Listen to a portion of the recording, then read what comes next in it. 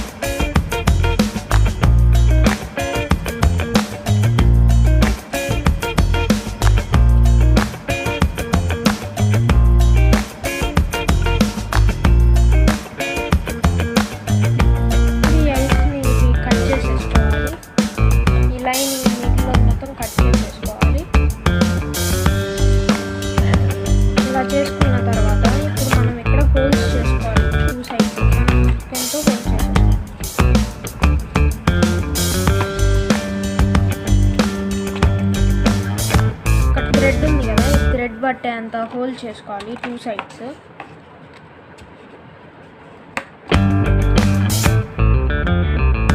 ఇలా ఇక్కడ హోల్డ్ చేసుకున్నాం కదా 2 సైడ్స్, అలా 2 సైడ్స్ హోల్డ్ చేసుకొని